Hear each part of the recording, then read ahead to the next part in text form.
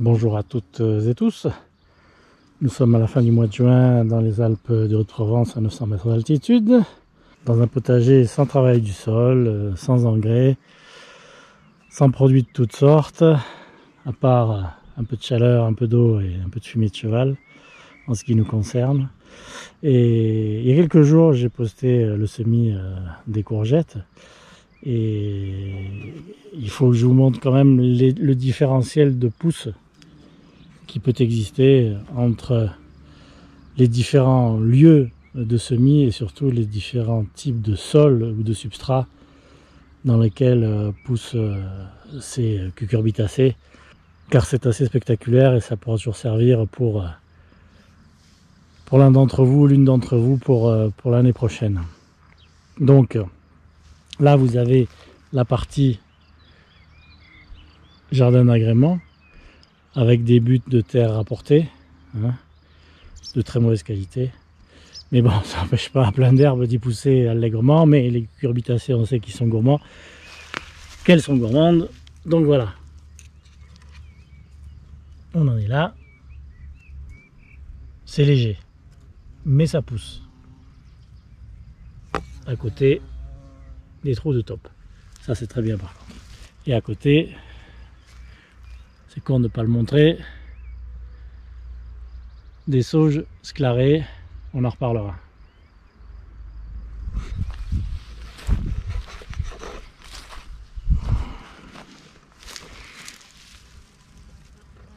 Là, vous en avez une deuxième petite pousse, ça va. C'est pas trop bouffé par les escargots, mais il faut savoir que sur 10, il doit m'en rester 3. Le reste, ça s'est fait bouffer. Eh oui, c'était pas protégé. Hein. Voilà ce que je vous disais à l'instant. Vous voyez, il reste pas grand chose. Et c'est pas gagné que ça soit pas consommé d'ici quelques jours définitivement. Là, vous en avez d'autres. Voilà, vous voyez l'état. Bon, une dizaine de centimètres, petites feuilles. Terre pauvre. C'est ça qu'il faut retenir surtout. Le but de cette vidéo, c'est de vous montrer les différences de pousses selon les types de terre. On observe un bourdon au travail sur je ne sais pas quelle fleur. Vous voyez, là il y en a encore une. Toujours pareil.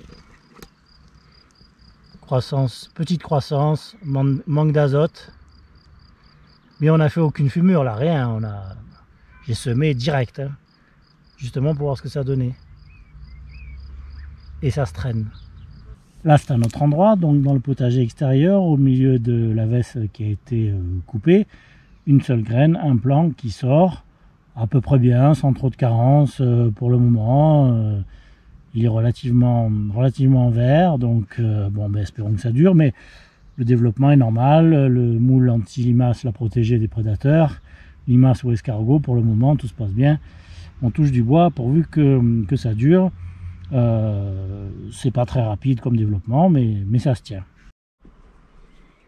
Là on est donc dans la serre dont s'occupe ma femme, avec des plants qui ont tous été semés en godet à l'intérieur de la maison au début du mois d'avril et qui ont ensuite été repiqués en terre. Donc là on est plus avancé, hein, bien entendu. Vous avez déjà des fleurs. Bon, au niveau azote ça pourrait être un petit peu mieux, mais bon, c'est pas moi qui m'en occupe. Là c'est un autre plant. Là, vous en avez encore quelques autres. Développement correct, qui correspond à la période de semis et à la période de repiquage, rien d'anormal.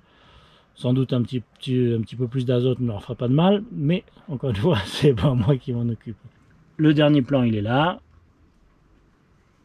Tout ce que je peux vous dire, c'est que si on n'a pas de courgettes, on se goinfre de fleurs de courgettes en béni. Et ça, c'est super bon.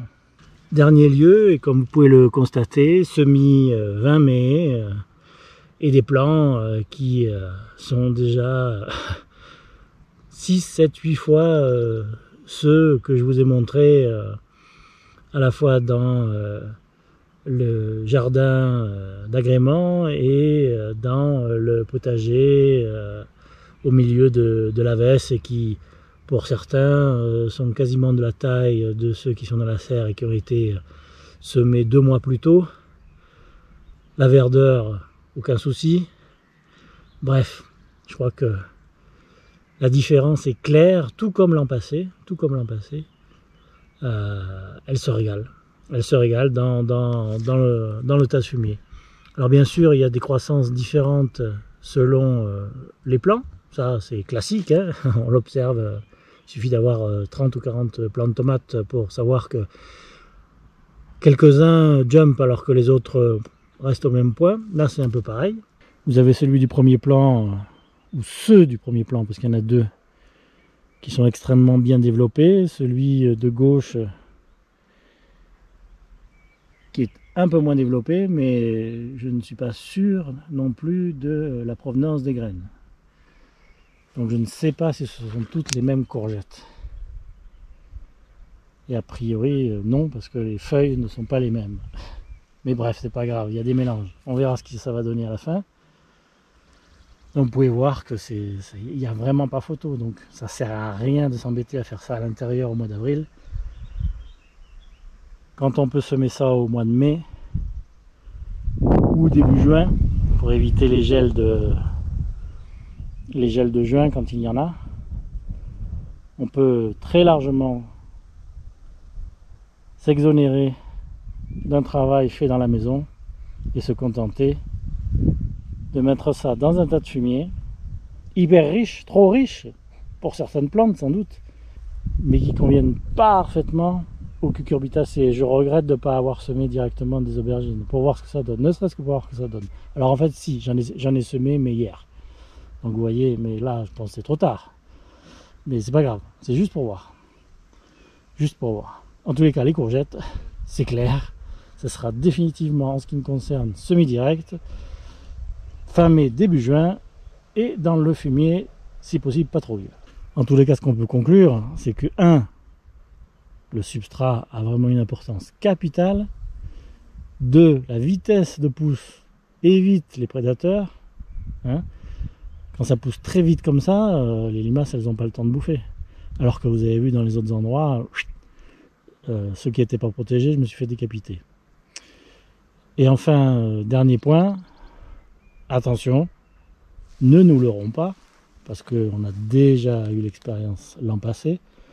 Les plants risquent, espérons-le, on croise les doigts, d'être magnifiques, mais ils vont faire du vert, et du vert, et du vert, et du vert, et du vert.